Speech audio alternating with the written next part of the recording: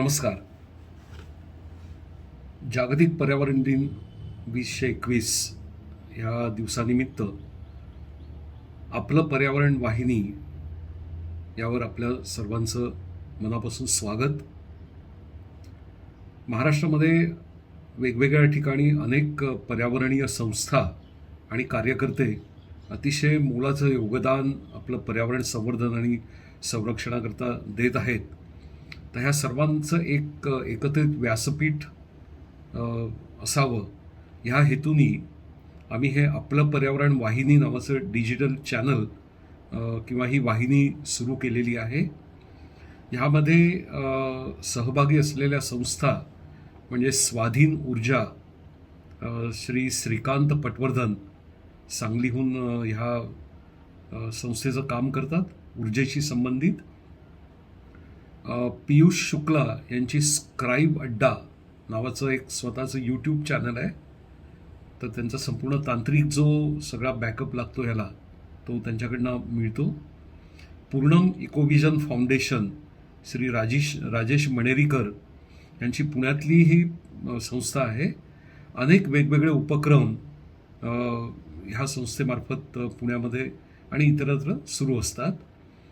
पर्यावरण दक्षता मंडळ गेली 22 वर्ष ठाणे शहरामध्ये आणि आजूबाजूच्या परिसरामध्ये जनजागृतीचं काम करत आहे अनेक उपक्रमांच्या माध्यमातून.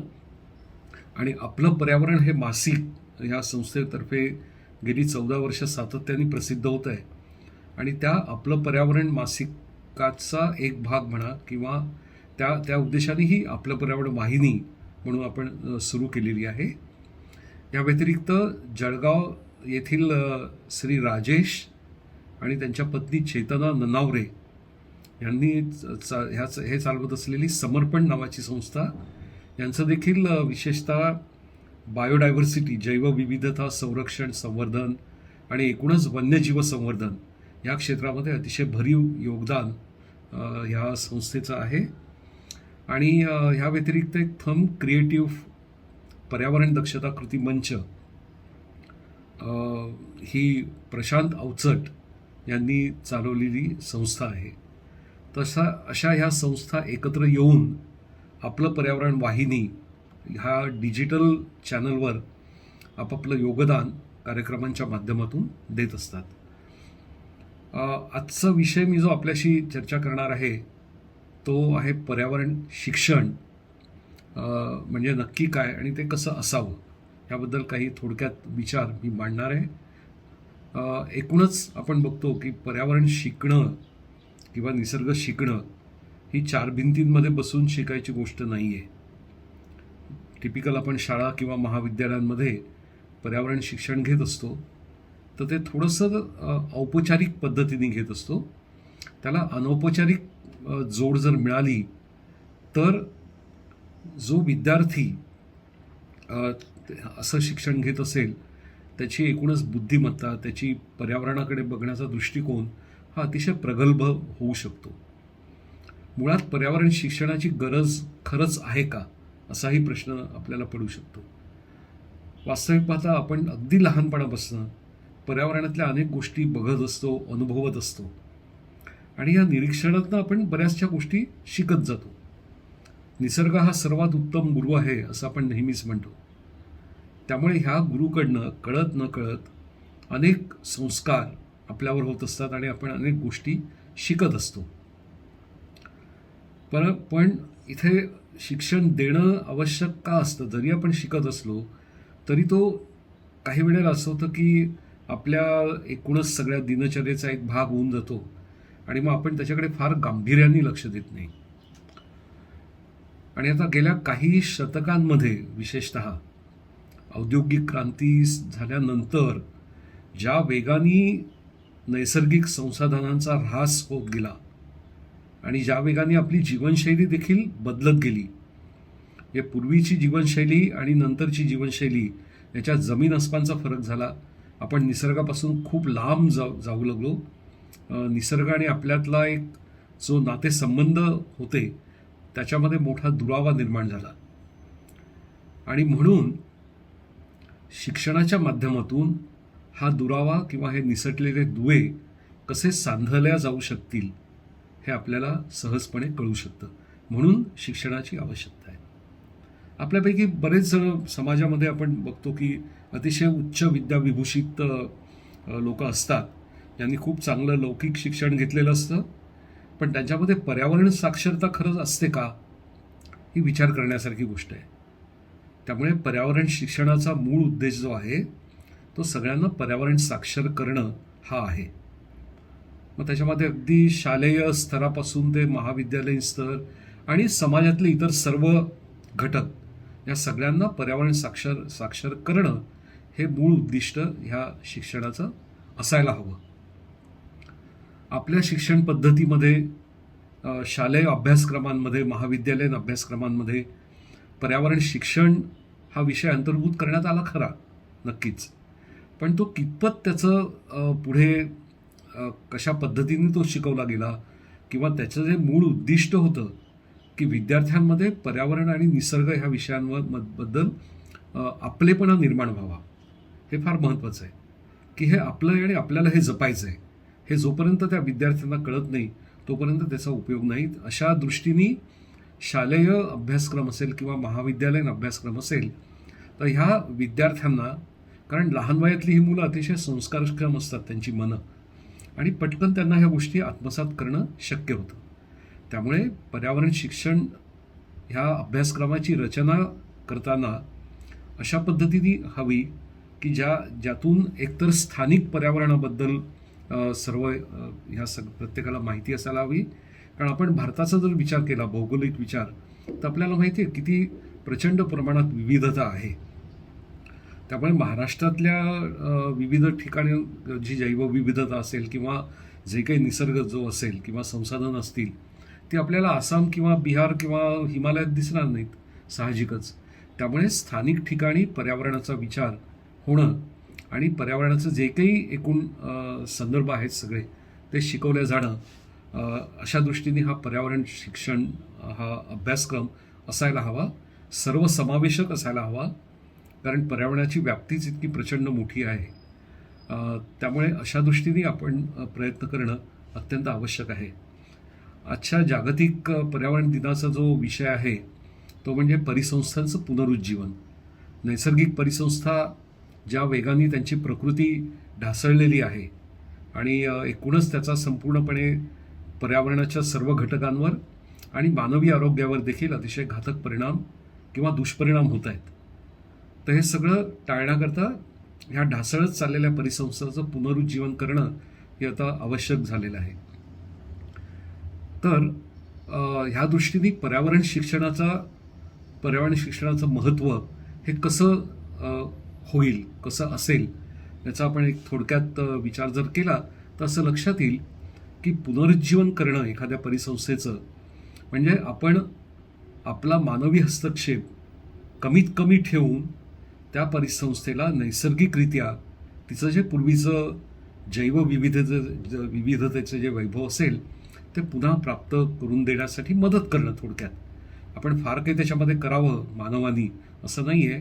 निसर्ग स्वतःची काळजी स्वतः उत्तम प्रकारे घेऊ शकतो. आपण त्याच्यामध्ये फारशी ढवळाढवळ किंवा फारसा हस्तक्षेप न केल्यास अधिक उत्तम. तरी देखील आपल्याला एक आपलं स्वतःची मदत, स्वतःच्या बाजूनी काहीतरी मदत म्हणून आपण ह्या पुनरुज्जीवनाच्या विविध उपक्रमांमध्ये भाग घेणं आवश्यक आहे. तर हे कसं करायचं, पुनरुज्जीवन करायचं म्हणजे काय, नुसती जाऊन तिथे झाडं लावायची का, तर नाही. त्याच्यात इतर अनेक पैलू आहेत आणि या सगळ्यांचा विचार समजून घेण्यासाठी पर्यावरण शिक्षणाची नितांत गरज आहे. पर्यावरण दक्षता मंडळातर्फे पर्यावरण शाळा नावाचा उपक्रम जो चालवण्यात येतो त्या उपक्रमाच्या अंतर्गत एक अनौपचारिक पद्धतीने 4 भिंतींमध्ये न बसवता खुल्या जागेमध्ये, खुल्या वातावरणामध्ये, खुल्या निसर्गामध्ये पर्यावरणाचं शिक्षण देणं हे मूळ उद्देश समोर ठेवून पर्यावरण शाळेचं काम सुरू झालेलं आहे. शहरी भागात आहे, ग्रामीण भागात देखील आहे. आणि ह्या माध्यमातून जास्तीत जास्त लोकांपर्यंत अगदी शालेय विद्यार्थ्यांपासून ते महाविद्यालय आणि समाजातील इतर सर्व स्तरातील नागरिक ह्या सगळ्यांपर्यंत पोहोचून पर्यावरण संवर्धन आणि संरक्षणाचा संदेश त्यांच्या मनामध्ये बिंबवून त्यांना संवेदनशील करणं आणि त्यांच्या प्रत्यक्ष सहभागातून विविध प्रकारच्या पर्यावरण समस्यांचं निराकरण करणं ह्या उद्देशाने चाललेलं हे पर्यावरण शाळेचं काम, पर्यावरण शिक्षणाचं काम हे अधिक मोठ्या प्रमाणात करण्याची गरज आहे. आणि ह्या निमित्ताने मी आपणा सर्वांना एक असं अपील करतो की आपण आपापल्या भागामध्ये जिथे कुठे आपण असाल, हा कार्यक्रम ऐकत असाल, बघत असाल, तर आपण आपापल्या भागामध्ये त्या स्थानिक पातळीवर अशा प्रकारचे उपक्रम निश्चितपणे सुरू करावे, ज्यातनं आपल्याला हा सगळा समाज पर्यावरण साक्षर झालेला दिसेल पुढच्या भविष्यामध्ये. आणि याची आता गरज आहे. धन्यवाद. आणि पुन्हा आपण लवकरच भेटूया आपलं पर्यावरण वाहिनीच्या माध्यमातून. नमस्कार. 5 जूनला पर्यावरण दिन असतो, आपल्या सर्वांना त्याची माहिती आहेच. या पर्यावरण दिनाच्या आपल्या सर्वांना शुभेच्छा. या दरवर्षी पर्यावरण दिनाची काही ना काहीतरी थीम ठरलेली असते. तर यावर्षीची पर्यावरण दिनाची थीम इकोसिस्टीम रिस्टोरेशन अशी आहे. म्हणजेच परिसंस्था पुनरुज्जीवन. आपण ज्या भागात राहतो किंवा वेगवेगळ्या प्रकारच्या परिसंस्था ज्या शास्त्रीयदृष्ट्या आहेत, त्या सर्वांचं पुनरुज्जीवन किंवा त्यांचं संरक्षण अशा माध्यमातून ही थीम आहे. आणि युनायटेड नेशन्स जे हे थीम डिसाईड करतात, त्यांच्या मार्फत एक दशक, 2021 ते 2030 असं 21 ते 30 10 वर्षांचं शतक या इकोसिस्टीम रिस्टोरेशनसाठी म्हणजे जाहीर झालेलं आहे. या सगळ्या 10 वर्षाच्या कालावधीत वेगवेगळ्या प्रकारचे उपक्रम इकोसिस्टीम्स, निरनिराळी इकोसिस्टीम्स रिस्टोअर करण्यासाठीचे होणार आहेत. आणि त्याचं प्लॅनिंग वेगवेगळ्या ठिकाणी वेगवेगळ्या पद्धतीने चालू आहे. वेगवेगळ्या घटकांचा अंतर्भाव परिसंस्थेत होत असल्यामुळे वेगवेगळ्या प्रकारच्या गोष्टीची एकत्र आणि त्याचा एकत्रित परिणाम असा परिसंस्थेवर होत असतो. त्याच्यात महत्त्वाचं झालं तर जैवविविधता असेल किंवा पाण्याचं संरक्षण असेल किंवा बाहेरून येणाऱ्या घटकांमुळे होणारा परिणाम, असा जो या परिसंस्थेवर होत असतो त्याच्यापासून संरक्षण आणि एकूणच परिसंस्थेचं संवर्धन, जेणेकरून सस्टेनेबल डेव्हलपमेंट म्हणजे शाश्वत विकास याच्याकडे पुढे जाण्याच्या दृष्टीने किंवा शाश्वत विकासाकडे आपण एक पाऊल पुढे जाऊ शकतो. आपल्या पुढच्या पिढींना ह्या सर्व परिसंस्था आहेत तशा उपलब्ध होऊ शकतात, किंबहुना त्या ह्याच्यापेक्षा चांगल्या पद्धतीने आपण हँडओव्हर करू शकतो. हा थोडा विचार केला तर स्वाभाविकपणे जेव्हा मी पूर्णमचं काम करतो, पूर्णम इकोविजन फाउंडेशनचं, त्यावेळेला कचरा व्यवस्थापनचा आणि परिसंस्थांचा काय रोल आहे किंवा काय नातं आहे हे समजून सांगणं किंवा याच्यावर विवेचन करणं थोडं मला महत्त्वाचं वाटतं. मुख्यतः परिसंस्थेचा, कुठल्याही परिसंस्थांचा विचार केला तर बाहेरून येणारे घटक हे स्वाभाविकपणे मानवनिर्मित असतात आणि मानवाच्या वेगवेगळ्या पद्धतीने किंवा मानवाच्या वेगवेगळ्या प्रक्रियांमधनं जे तयार होतात ते स्वाभाविकपणे परिसंस्थेमध्ये टाकले जातात किंवा मिसळले जातात. ह्याचाच अर्थ कचरा असा होतो. त्यामुळे हा जो कचरा आहे जो वेगवेगळ्या प्रक्रियामधनं केला जातो, मग तो घरातला कचरा असेल किंवा इंडस्ट्रीमधला कचरा असेल, तो वेगवेगळ्या पद्धतीने परिसंस्थेत जेव्हा टाकला जातो तेव्हा स्वाभाविकपणे त्याचा दुष्परिणाम हा परिसंस्थेतल्या वेगवेगळ्या घटकांवर होतो. आणि हा परिणाम होऊ नये किंवा हा परिणाम कमीत कमी व्हावा म्हणून कचऱ्याचं योग्य व्यवस्थापन करणं हा खूप महत्त्वाचा घटक आपण सर्वांनी लक्षात घेतला पाहिजे. आणि ह्याच सगळ्यावर आधारित पूर्णम इकोविजन काम करतं. तसं बघायला गेलं तर बाहेरून आलेली जी एखादी वस्तू आहे किंवा ज्याला कचरा असं म्हणू शकतो, तर हा कचरा योग्य तो येऊच नये म्हणून जे काही काळजी घ्यायला पाहिजे.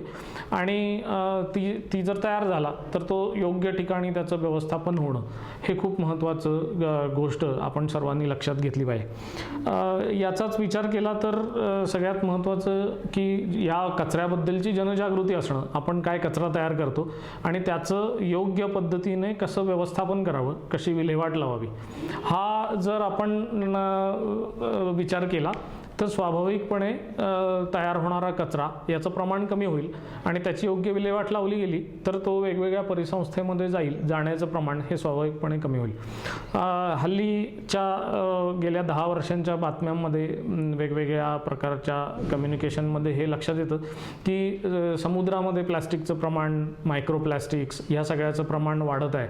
तर या वाढणाऱ्या गोष्टींचा विचार केला, प्लॅस्टिकचा विचार केला तर तो का होतोय तर आपण त्याचं घरामध्ये आपल्या घरातनं निघणारं प्लॅस्टिक हे बाहेर जाऊ देतोय वेगवेगळ्या मार्गाने, त्याचं योग्य विल्हेवाट लावत नाही आहे, त्याचं व्यवस्थापन योग्य करत नाही. म्हणूनच अशा स्वरूपाच्या विषय किंवा अशा स्वरूपाच्या गोष्टी ज्या निसर्गात मिसळतात आणि कचऱ्याच्या रूपातनं जाऊन निसर्गात मिसळतात आणि पुढे परिसंस्थेला धोकादायक ठरतात, याचं योग्य नियोजन करावं हा खूप महत्त्वाचा भाग आपण लक्षात घेतला पाहिजे. याच्याचमुळे पूर्णमच्या एकूण कामामध्ये अवेअरनेस हा खूप महत्त्वाचा घटक आपण करत असतो, ज्याच्यामध्ये वेगवेगळ्या प्रकारच्या कचऱ्याचे प्रकार असतील, ते कसे ट्रीट करावेत, डिस्पोज करावेत किंवा हे शक्य काहीच नसेल तर ते चॅनलाइज कसे करावेत, अशा स्वरूपाचं जनजागृती सर्व थरातल्या लोकांमध्ये करणं, ज्याच्यामध्ये कॉर्पोरेट्स असतील, स्टुडंट्स असतील किंवा सर्वसामान्य महिला वर्ग असेल, यांच्यापर्यंत हा विषय पोहोचवणं आणि त्यांचा सहभाग घेऊन हे प्रकल्प उभे करणं, अशा स्वरूपाचं काम हे पूर्णमचं चालतं. ज्याच्यामध्ये ई कचरा असेल, प्लॅस्टिक कचरा असेल किंवा जुने कपडे असतील किंवा घरातला ओला कचरा असेल, ह्या सगळ्याचं विल्हेवाट कशी लावावी, प्रक्रिया कशी करावी आणि त्याचं यातला कमीत कमी कचरा हा निसर्गात परत जाईल किंवा तो चॅनलाइज चांगला होईल, तो व्यवस्थित विल्हेवाटीसाठी प्रक्रियेसाठी हस्तांतरित केला जाईल, याचं काम हे आपण पूर्णम म्हणून करत असतो.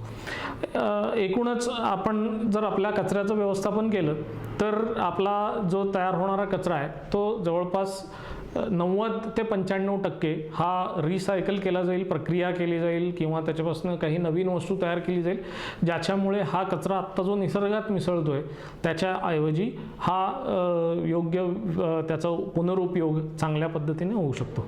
म्हणूनच आपण हे लक्षात घेतलं पाहिजे की परिसंस्था त्याचं संवर्धन, संरक्षण, हे जैवविविधता असेल किंवा त्याचे वॉटर रिसोर्सेस असतील किंवा वॉटर सोर्सेस असतील, त्यांचं पुनरुज्जीवन करणं आणि हा एक प्रकार झाला. तसं बाहेरून वस्तू न मिसळणं, म्हणून आपला कचरा योग्य पद्धतीने विल्हेवाट लावणं हे खूप महत्त्वाचं आहे. त्याच्यासाठी आपण काही गोष्टींचा नक्की विचार केला पाहिजे. मला असं सांगावं असं वाटतं किंवा आपल्याला आवाहन करावं असं वाटतं की आपल्या घरातला कचरा कमीत कमी बाहेर जाईल असं आपण त्याच्यासाठी प्रयत्न केले पाहिजेत. एक म्हणजे आपला कचरा समजून घ्या. आपण आपला कचरा समजून घेतला पाहिजे, त्याच्यातले प्रकार काय आहेत आणि ते कुठे कुठे कसे दिले पाहिजेत, कोण कोण त्याचं विल्हेवाट करतं, लावतं, प्रक्रिया करतं. हे करत असतानाच आपण हे नक्की बघावं की त्याचं वर्गीकरण व्यवस्थित होईल. ओला, सुका आणि कदाचित घातक कचरा, सॅनिटरी नॅपकिन, असं सर्व कचऱ्याचं वर्गीकरण आवश्यक त्या पद्धतीने करणं. वर्गीकरण झालेल्या कचऱ्याचं, ओल्या कचऱ्याचं खतात घरीच रूपांतर करावं, म्हणजे त्याची वाहतूक, त्याचा खर्च कमी होईल आणि इतर जो सुका कचरा आहे तो योग्य ठिकाणी प्रक्रियेला आपण देऊ शकतो. आणि तिसरं सर्वात महत्त्वाचं म्हणजे आपण जेव्हा बाहेर फिरायला जातो, मुख्यतः ह्या परिसंस्थांमध्ये जातो, आपण निसर्गाच्या जवळ जात असतो, तेव्हा कचऱ्याचं आपण वापरत असलेल्या गोष्टींपासून कचरा होणार नाही आणि झालेला कचरा योग्य पद्धतीने विल्हेवाट लावली जाईल, असा प्रयत्न आपण सर्वांनी ह्या दिवशी संकल्प करावा की अशा सर्व पद्धतीचा कचरा आपण व्यवस्थित विल्हेवाट लावू, व्यवस्थापन करू, जेणेकरून पुढच्या पिढ्यांना आपण ही परिसंस्था चांगल्या पद्धतीने हँडओव्हर करू शकतो, हस्तांतरित करू शकतो. पुन्हा एकदा माझ्याकडनं, पूर्णम परिवाराकडनं आपल्या सर्वांना पर्यावरण दिनाच्या शुभेच्छा. धन्यवाद. नमस्कार. नमस्कार. 5 जून आपल्या सगळ्यांना माहीत आहे पर्यावरण दिन म्हणून आपण दरवर्षी साजरा करतो. यंदाच्या 5 जूनला थोडी करोनाची काळी पार्श्वभूमी आहे, परंतु तरीसुद्धा ह्या 5 जूनचा आपण जो विचार करणार आहे त्याची थीम आपण ठरवली आहे, ती म्हणजे सर्व परिसंस्थांचं पुनरुज्जीवन. आणि त्यामध्ये मला जो विषय दिला आहे तो ऊर्जेसंबंधी मी काही इथे चर्चा करावी अशी अपेक्षा आहे. तर मित्रांनो, माणसाला सर्वात पहिल्यांदा ऊर्जा, शक्ती, पॉवर, त्याला जे काही तुम्हाला म्हणायचं ते म्हणा, याची सुरुवात माणसाच्या जीवनात कुठून झाली असं जर आपण विचार केला तर खरं त्याची सुरुवात झाली ती अग्नीचा शोध माणसाला लागला. आणि इथं अग्नीचा शोध लागला असं म्हणत असताना माणसाला अग्नीचा शोध लागला म्हणजे त्याच्यावर नियंत्रण कसं मिळवायचं हे जेव्हा माणसाला कळलं तेव्हा त्याला म्हणता येईल की माणसाला अग्नीचा शोध लागला. कारण माणसाला माहीत होण्यापूर्वी अग्नी ह्या विश्वामध्ये नव्हता असं काही नाही, पण त्याच्यावर नियंत्रण मात्र माणसाला जेव्हा मिळायला लागलं त्यावेळेला माणूस त्याचा हवा तसा वापर करायला लागला. आपल्या सगळ्याला माहिती आहे की लाकूड हेच पहिल्यांदा माध्यम होतं की ज्याच्या माध्यमातून ह्या अग्नीची निर्मिती, त्याचा योग्य उपयोग हा माणूस करत असे. त्याच्याच पुढचा छोटा टप्पा म्हणजे कोळसा. आणि ह्या कोळशाच्या माध्यमातून खरं म्हणजे वाफेचा शोध लागला. आणि तिथून खरं औद्योगिक क्रांती, ज्याला पहिल्या टप्प्यावरची औद्योगिक क्रांती असं म्हटलं जातं, त्याची सुरुवात ह्या वाफेपासून झाली. ह्या वाफेच्या शोधामुळं आपल्याला माहिती आहे की वेगवेगळ्या प्रकारची इंजिन्स माणसानं डेव्हलप केली. त्याच्यामुळं माणसाला जे स्वतःच्या स्नायूंचा वापर करून शक्य नव्हतं अशी अनेक अचाट कार्य माणसाला करता येऊ लागली. त्याच्या पुढचा जर टप्पा आपण बघितला तर जसा अग्नीचा शोध पहिल्या टप्प्यात लागला तसा दुसरा क्रांतिकारी शोध जो लागला तो म्हणजे खनिज तेलाचा. खनिज तेलाचा इंधन म्हणून वापर करता येतो हे जेव्हा माणसाला कळलं आणि त्याच्यावर मग त्यांनी विविध प्रयोग केले, त्याच्या माध्यमातून जसं अग्नी, त्याच्या माध्यमातून वाफ, त्याच्यावरचं इंजिन हेच माणसांनी आविष्कृत केलं, तसंच खनिज तेलाचा वापर करूनही त्यांनी अनेक प्रकारची यंत्र, त्यातून पुढं वाहतुकीची साधनं, मोटारी, ट्रक, रेल्वे, विमानं, असंख्य गोष्टींचा शोध माणसाने लावला. कारखान्यात आणि वीज निर्मितीसाठी ह्या तेलांचा उपयोग करता येऊ लागला. कारण वीज हे ह्या सर्व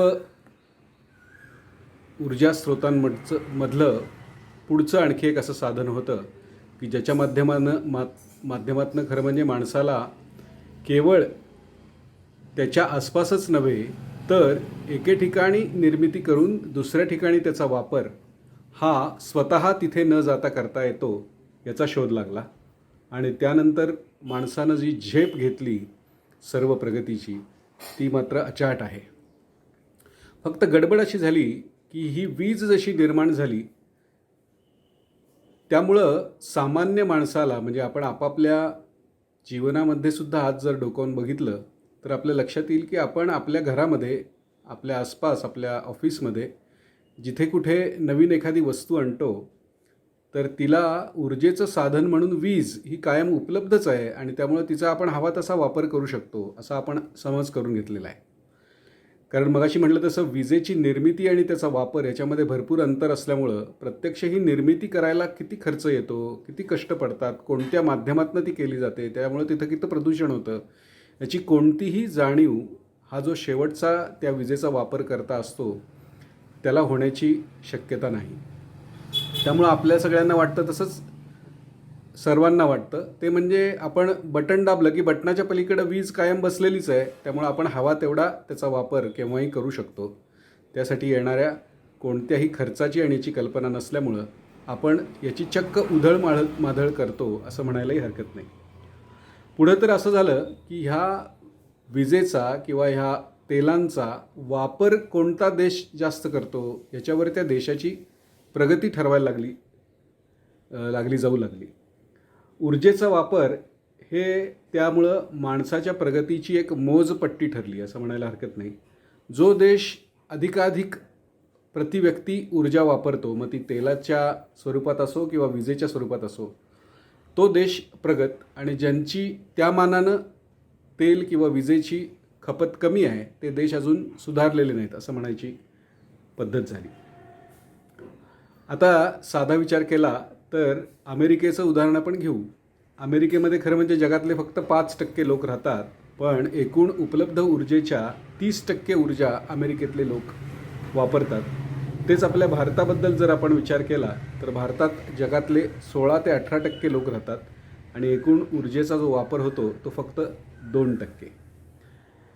याच्या पुढची आणखी एक गोष्ट झाली ती म्हणजे जसा ऊर्जेचा उपयोग करत असताना मानवानं विविध प्रकारची सुखसाधनं आपल्यासाठी निर्माण केली, त्याचबरोबर तेलाच्या माध्यमातून जो वाहनं आणि यंत्रांचा आविष्कार झाला, त्याचबरोबर रासायनिक खतांचाही आविष्कार झाला आणि त्यामुळं शेतीला खतं आणि त्याचबरोबर कीटकनाशकं या दोन्हीसाठी खरं म्हणजे खनिज तेलातलाच दुसरा भाग वापरला जातो. खनिज तेल हेच त्याचं खरं म्हणजे कच्चा माल आहे. त्यामुळे ह्या सगळ्या माध्यमातून खतं आणि कीटकनाशकं ही तयार केली जाऊ लागली. मी मगाशी म्हटलं तसं विविध सुखोपभोगाची साधनंही ह्या सगळ्या वीज, तेल यांच्या माध्यमातून केली जाऊ लागली. त्यातूनच पुढं मोठ्या प्रमाणावर शहरीकरण झालं. म्हणजे लक्षात घ्या, एका ऊर्जेच्या विविध प्रकारच्या आविष्कारांमुळं हळूहळू माणसाची म्हणलं तर प्रगती, पण म्हणलं तर खरं म्हणजे त्याच्या नैसर्गिक अधिवासापासून, परिसंस्थेपासून हळूहळू फारकत व्हायला लागली. आणि आज आपल्याला दिसतं की मोठ्या प्रमाणावर शहरांची निर्मिती झाली आहे आणि त्यातून निर्माण होणाऱ्या असंख्य समस्या आपल्याला आज ग्रास्त आहेत.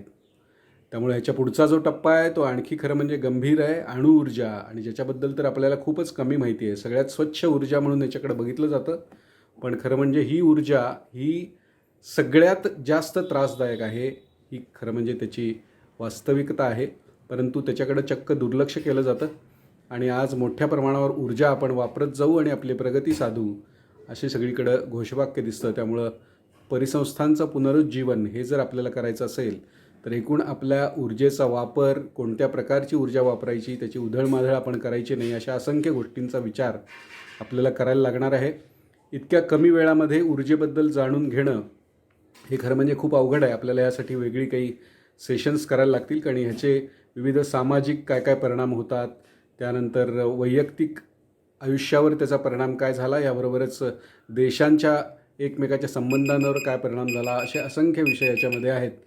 त्यामुळं आज आपण इथंच थांबू, पण ऊर्जा हा विषय तसा गंभीर चर्चेचा झालेला आहे हे मात्र नक्की. धन्यवाद. पर्यावरणाच्या बाबत लोकांमध्ये जागरण निर्माण करताना जलजागरण हा सर्वात महत्त्वाचा विषय होता. विशेषतः शहरामध्ये राहणाऱ्या लोकांमध्ये पाण्याच्या बद्दलची जाणीव निर्माण करण्याचं काम हे करण्याची आवश्यकता होती. शहरामध्ये शहराच्या ज्या नगरपालिका किंवा स्थानिक स्वराज्य संस्था, महानगरपालिका यांच्या माध्यमातून सर्व नागरिकांना पाणी मिळवण्याची एक चांगल्या प्रकारची सोय ही नळ योजनेच्या माध्यमातून उपलब्ध करून दिली जाते. हे सर्व पाणी आपल्या घरात आल्यानंतर आपण ते कसं वापरतो, हे पाणी आपल्याकडे कुठून येतं, हे पाणी आपल्यापर्यंत येईपर्यंत कसा कसा प्रवास करतं, हे पाणी येतं कुठून, म्हणजे कोण देतं आपल्याला पाणी, अशा सर्व प्रकारच्या प्रश्नांच्या बाबत लोकांच्या मनामध्ये जागृती निर्माण करण्याचा प्रयत्न हा सर्वात पहिल्यांदा जलसाक्षरतेच्या माध्यमातून केला गेला. आता साक्षरता का, तर साक्षरता म्हणजे प्रत्येक जलजागरणामधली टर्मिनॉलॉजी, म्हणजे जे आपण शब्द वापरतो, जलसाठा, जलशुद्धीकरण आणि त्याचं डिस्ट्रीब्युशन म्हणजे सगळ्यांना पुरवठा करणं, या सगळ्यांच्या बद्दलची नीट जाणीव निर्माण होणं, या टर्मिनॉलॉजी बद्दल आपल्याला सर्वांना माहिती निर्माण होणं आणि या माहितीतून आपण ज्या प्रकारे ते पाणी वापरतो त्या वापरण्याच्या पद्धतीमध्ये पर्यावरणानुकूल बदल होणं, अशा प्रकारची अपेक्षा त्याच्यामध्ये होती. ही मोहीम सुरू कशी करायची, त्यामध्ये सुरुवात झाली ती वर्ल्ड वॉटर डेच्या सेलिब्रेशन.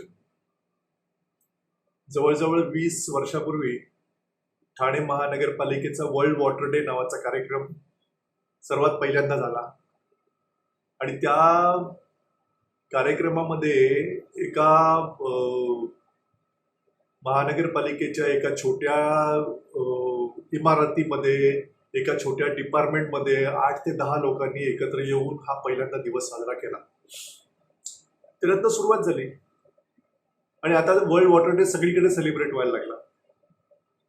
वर्ल्ड वॉटर डे ही पहिली स्टेप होती आणि तो वर्ल्ड वॉटर डे जवळजवळ 12 वर्ष आम्ही सेलिब्रेट केला महानगरपालिकेच्या मदतीने. आणि मग छोट्या छोट्या कार्यक्रमांचं स्वरूप इतकं मोठं झालं की माधवराव चितळेंसारख्या गृहस्थाच्या हस्ते म्हणजे इंजिनियरच्या हस्ते ठाण्यामध्ये एक मोठा कार्यक्रम झाला जो गडकरी रंगायतमध्ये झाला. 3 दिवसाची कॉन्फरन्स झाली पाण्यावरती, एक मोठं एक्झिबिशन भरलं होतं. एक एक स्टेप वाईज पाण्याच्या बाबत लोकांच्या मनामध्ये इतक्या प्रकारची जागृती निर्माण करण्याचा प्रयत्न आम्ही केला. संबंध महाराष्ट्र राज्य पातळीवरती 2 स्पर्धा भरवल्या गेल्या. त्यातली एक स्पर्धा तर इतकी चांगली गाजली की ज्याच्यामध्ये पोस्टर्स आपण मागवलेली तर आपल्याला जवळजवळ महाराष्ट्रभरातनं 350 पोस्टर्स आलेली. आणि दुसरी स्पर्धा होती ती जरा वेगळी होती, ती होती कार्टूनची स्पर्धा आणि त्याच्यामध्ये सुद्धा आम्हाला अत्यंत चांगल्या प्रकारची कार्टून्स आमच्यापर्यंत पोहोचले. या सगळ्या स्पर्धेत आलेल्या पोस्टर्सचं एक्झिबिशन हे पुढच्या 5 वर्षाचा आमचा कार्यक्रम होता. इतकी चांगली पोस्टर्स या माध्यमातून आमच्याकडे आली. पाणी या नैसर्गिक स्रोताबद्दलची संकल्पना लोकांच्या मनामध्ये निर्माण करणं की हे पाणी हे दैवदत्त आहे किंवा हे पाणी हे निसर्ग आपल्याला देतं.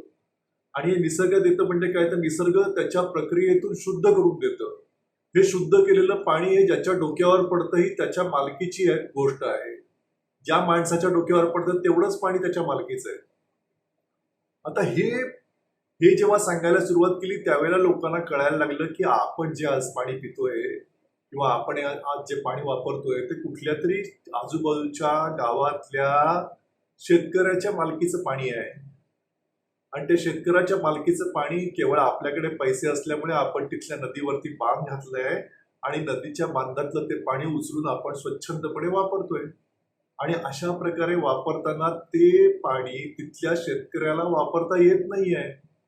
पाण्याचा प्रोडक्टिव्ह उपयोग कुठे आहे तर खरं म्हणजे तिकडे आहे. तर तो प्रोडक्टिव्ह उपयोग सोडून त्याच्यापेक्षा कमर्शियल वापराकडे म्हणजे ज्याच्यामध्ये माझ्या उपयोगाकरता पाणी किंवा माझ्या चैनी करता पाणी किंवा उद्योगाकरता पाणी या 3 करता त्याच्यातून पाण्यातून पैसे मिळत असल्यामुळे ते पाणी मोठ्या प्रमाणात उचलून आणून त्या पाण्याची विक्री सर्वत्र सुरू झाली. हळूहळू पाणी नावाची गोष्ट ही बाटलीतून 15 रुपये 12 रुपये लिटरला आपल्याला थंडगार करून विकली जाऊ लागली. हे सगळा जो पाण्याचा प्रवास आहे त्या प्रवासाच्या मध्ये लोकांच्या मनामध्ये पाण्याच्या बद्दलची योग्य प्रकारची भावना निर्माण करण्याचा प्रयत्न करणं आम्ही सर्वपरी केला. हे पाणी जितकं प्रवास करतं ते प्रवास करताना ते शुद्ध कसं होतं, ते शुद्ध करताना त्याच्यामध्ये काय काय मिसळलं जातं. हे पाणी रेन वॉटर हार्वेस्टिंग केलेलंच पाणी आहे जे आकाशातनं पडलेलं पावसाचं पाणी कुठेतरी अडवून तिथून येतंय. हे पाणी शुद्ध पाणी किंवा स्वच्छ पाणी असं आपण जे म्हणतो किंवा फ्रेश पाणी असं म्हणतो तसं काहीच नाहीये. कित्येक वर्षापूर्वी पडलेला पाऊस सुद्धा धरणातनं उचलून कधीतरी आपल्या घरी येऊ शकतो. आणि त्यामुळे या पाण्याला आता स्वच्छ आहे त्यामुळे आता जुनं शिळं पाणी टाकून देऊन नवीन पाणी करू वगैरे अशा स्वरूपाच्या सगळ्या संकल्पनांना शहरामध्ये आपण चांगल्या प्रकारे लोकांच्या मनामधून बाहेर काढण्यामध्ये यशस्वी झालो. आता या पुढचा प्रश्न होता तो म्हणजे आपल्या डोक्यावर पडणारं पाणी आपण ठेवायचं कसं. मग ते जमिनीच्या पोटात ठेवायचं जे पूर्वापार ठेवलं जातं. मग त्यामधून रेन वॉटर हार्वेस्टिंगचा प्रचार केला गेला. मग जर्मनी सारख्या शहरामध्ये सुद्धा शहरामध्ये राहणाऱ्या माणसाला मिळणाऱ्या पाण्याचं प्रमाण हे ठरलेलं असतं आणि त्याच्यापेक्षा एक्सेस जो पाणी वापरतो त्याला जवळजवळ 10 पट रेटने पैसे द्यायला लागतात. हे जेव्हा लक्षात आलं त्यावेळेला तशा पाण्याबद्दल म्हणजे पाण्याचं रिसायकलिंग किंवा पाण्याचं पुनर्शुद्धीकरण म्हणजे रियूज ऑफ वॉटर अशा स्वरूपाचा सुद्धा प्रचार करायचा प्रयत्न आम्ही केला. या सगळ्या लेवलवरती अजून आम्हाला यश मिळालं असं माझं अजिबात म्हणणं नाही. परंतु रेन वॉटर हार्वेस्टिंग मध्ये ठाण्यामध्ये एक मोठी क्रांती झाली. म्हणजे ठाण्यामध्ये एका सोसायटीमध्ये जवळजवळ 100 बिल्डिंगमध्ये एकाच वेळेला सगळ्यांनी एकत्र येऊन रेन वॉटर हार्वेस्टिंग करायचं ठरवलं. 40-45 लोकांनी प्रत्यक्ष केलं आणि त्यामधून त्यांनी सगळ्यात पहिले पेव्हिंग केलेला त्यांचा जो सगळा एरिया होता तो फोडून त्याच्यामधून पाणी जमिनीमध्ये पर्क्युलेट करायला सुरुवात केली. या सगळ्या गोष्टींच्या नंतर आमचा मोहरा वळला तो तलावांकडे. कारण तलावाची शुद्धता म्हणजे जे उपलब्ध पाणी आहे त्याची हेळसांड करायची आणि आपण नसत्या पाण्याच्या मागे लागायचं, याच्यापेक्षा जे रिसोर्सेस आपल्या आवाक्यातले आहेत त्यांच्याबद्दलची जनजागृती करण्याचा प्रयत्न आम्ही केला. मग गणपती उत्सवामधला सगळ्या प्रकारच्या प्रयत्नांना गणपती विसर्जनाची पद्धती बदलण्यापर्यंतचा प्रयत्न हा इतर संस्थांच्या मदतीने पर्यावरण दक्षता मंडळाने केला.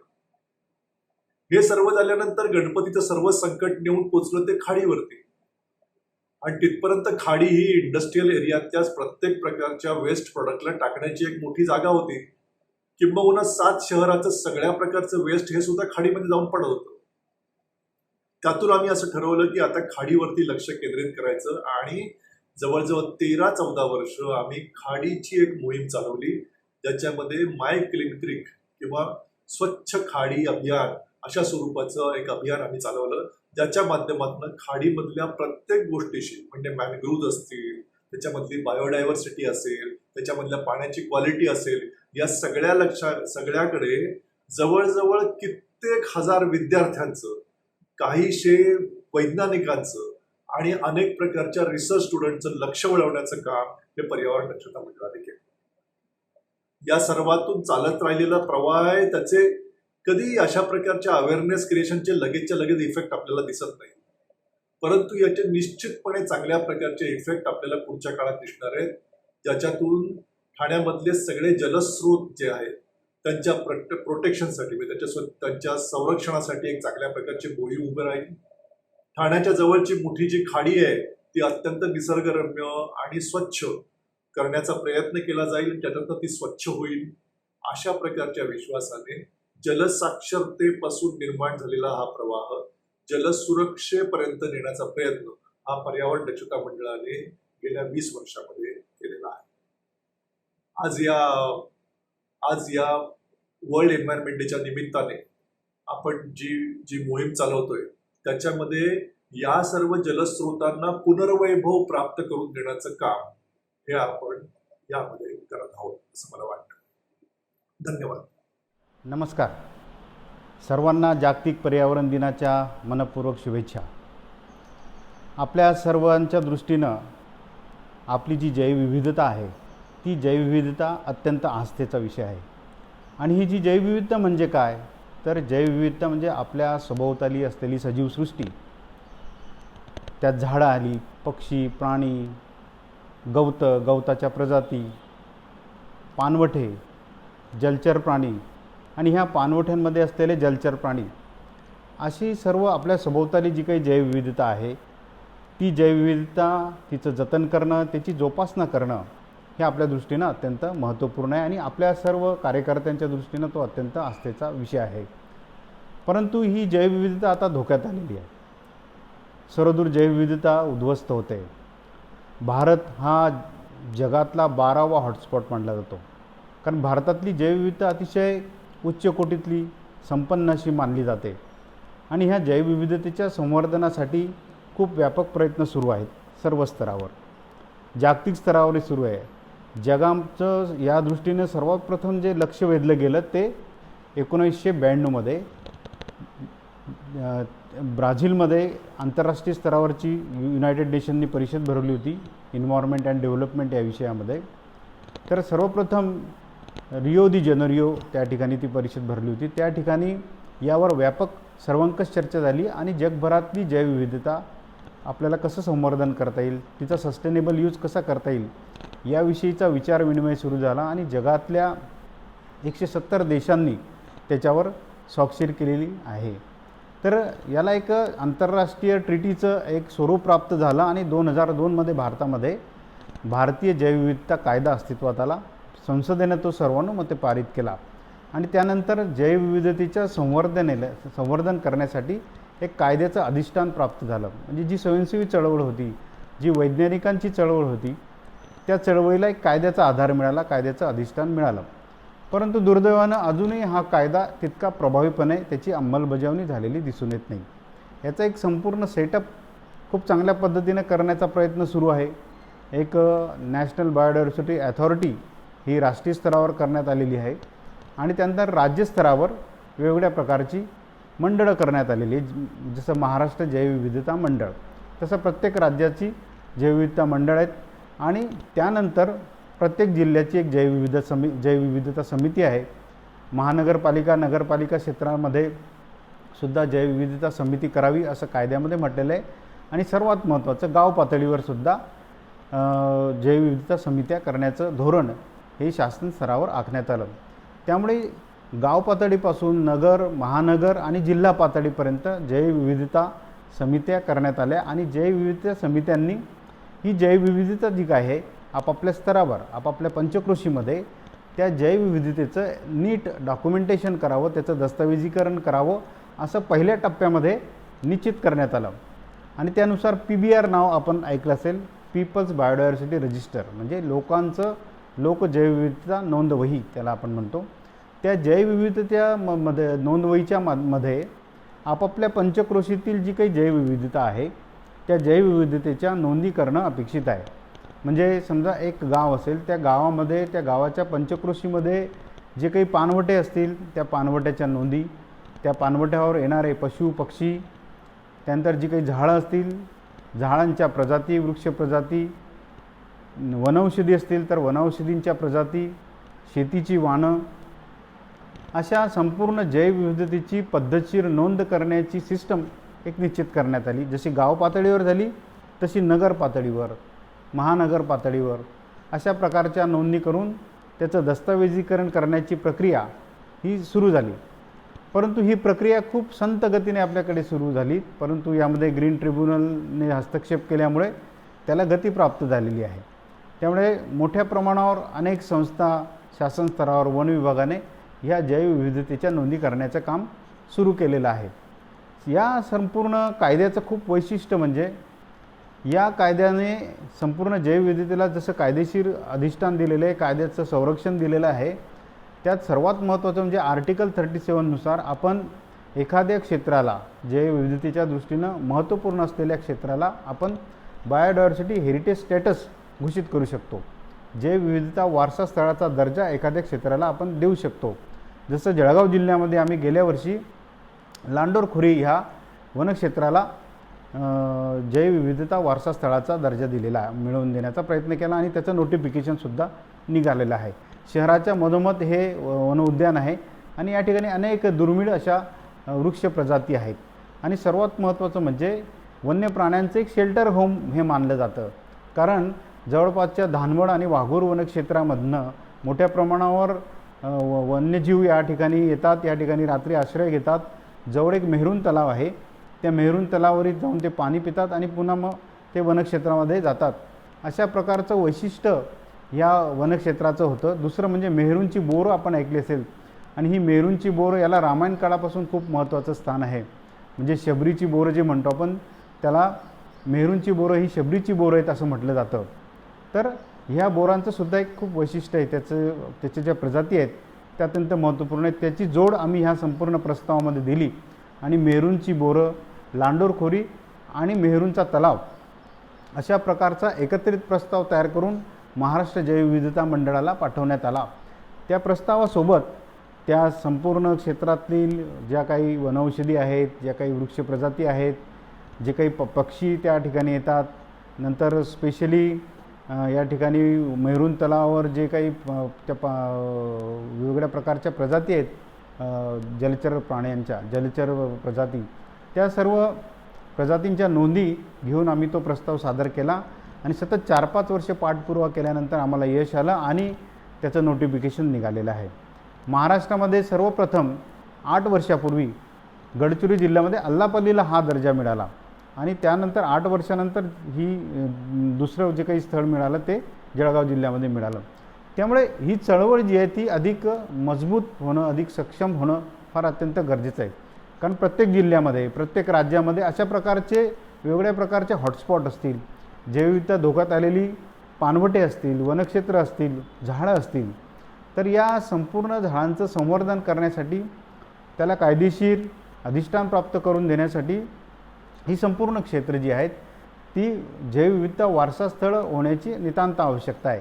त्यामुळे काय होतं की एकतर पर्यटनाला चालना मिळते, त्याला निधी मिळतो शासनाकडनं, समाजाकडनंही त्याला निधी आपल्याला जमा करता येतो आणि त्या माध्यमातून वनसंवर्धन करण्याची जी प्रक्रिया आहे ती गती मिळते. आणि सर्वात महत्त्वाचं म्हणजे याला जे काही अधिष्ठान कायद्याचं मिळालेलं आहे या संपूर्ण वारसास्थळ घोषित करण्याच्या प्रक्रियेला, ते अत्यंत महत्त्वपूर्ण आहे. त्यामुळे महाराष्ट्रामध्ये जर आपण ही चळवळ हाती घेऊ शकलो आणि त्या ठिकाणी प्रत्येक जिल्ह्यामध्ये अशा प्रकारचे स्पॉट असतात, जंगलांचे काही स्पॉट असतात, दुर्मिळ पक्षी प्रजाती असतात, वृक्ष प्रजाती असतात, गवताच्या प्रजाती असतात, तर ह्या सर्वांचा आपण आयडेंटिफाय करणं महत्त्वाचं आहे. आयडेंटिफाय करून त्याचं महत्त्व, त्या दृष्टीने एक चांगला पेपर, त्याचा युनिकनेस काय आहे, तो युनिकनेस महत्त्वाचा असतो याच्यामध्ये. त्या दृष्टीनं त्याचा प्रस्ताव तयार करणं आणि महाराष्ट्र जैवविविधता बोर्डाला जर आपण तो सादर केला तर त्याची प्रक्रिया ही सुरू होत असते. देशभरामध्ये ही चळवळ सुरू आहे. विशेषतः दक्षिणेकडे ही चळवळ आपल्याला दिसून येते. कर्नाटकामध्ये नाल्लूर, अंबरगुडा या ठिकाणी जैवविविधता वारसास्थळं घोषित केलेले आहेत. मध्य प्रदेशामध्ये किनोटी येथे जैवविविधता वारसास्थळ घोषित झालेले आहे. त्यामुळे एकूणच जैवविविधता केवळ आता बोलण्याचा आणि धोक्यात आलेली असा विषय न राहता तिचं संवर्धन करण्यासाठी आपल्याला कायद्याचं एक प्रकारे साधन आपल्याकडे उपलब्ध झालेलं आहे. त्या साधनाचा आपण प्रभावी उपयोग कसा करू शकतो हे चळवळीतल्या कार्यकर्त्यांनी लक्षात घेणं गरजेचं आहे. म्हणजे जर जैवविविधता कुठली धोक्यात आली असेल तर त्या ठिकाणी हा कायदा प्रभावीपणे आपल्याला उपयोगात आणता येतो. परंतु त्या कायद्याचं वैशिष्ट्य आणि त्याची अंमलबजावणीची प्रक्रिया बऱ्याच जणांना माहीत नसल्यामुळे अनेक अडचणी येतात. ज्याप्रमाणे जैवविविधतेचं दस्तावेजीकरण करणं, संवर्धन करणं हे या कायद्याने आपल्याला दिलेलं मोठं योगदान आहे, त्याचप्रमाणे संवर्धनाची प्रक्रिया मजबूत करण्यासाठी जैवविविधता वारसास्थळांची घोषणा करणं हे सुद्धा अत्यंत महत्त्वपूर्ण पाऊल आहे. या दृष्टीनं अधिक प्रयत्न होण्याची गरज आहे.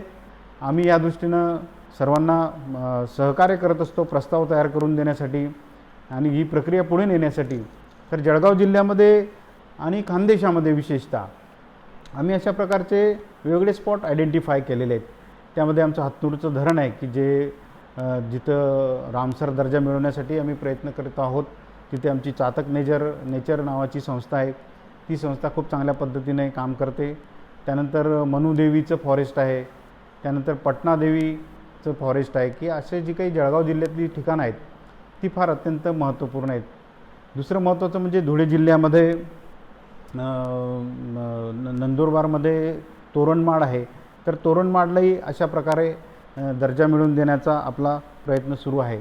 धुळे जिल्ह्यामध्ये लडिंगचं कुरण हे खूप प्रसिद्ध आहे. त्या कुरणालासुद्धा आम्ही जैवविविधता वारसास्थळाचा दर्जा मिळवून देण्यासाठी प्रयत्नशील आहोत आणि त्या दृष्टीनं आमचे स्थानिक समुदायासोबत बोलणं सुरू आहे.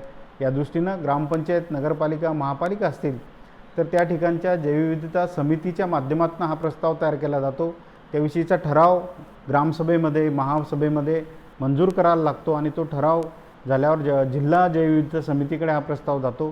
त्यानंतर त्या ठिकाणचे जे वनाधिकारी आहेत, उपवन संरक्षक आहेत, तो हा प्रस्ताव महाराष्ट्र जैवविविधता बोर्डाला पाठवतात.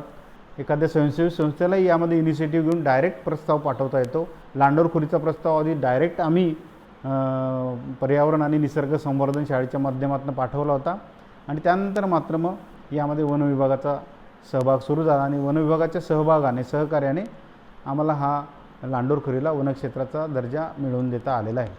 तर अशा प्रकारे ही चळवळ अधिकाधिक मजबूत होण्याची गरज आहे. त्या दृष्टीने आपण सर्वजण कटिबद्ध होऊया अशी आपल्याला सर्वांना शुभेच्छा व्यक्त करतो आणि पुन्हा एकदा जागतिक पर्यावरण दिनाच्या निमित्तानं आपल्याला शुभेच्छा देतो.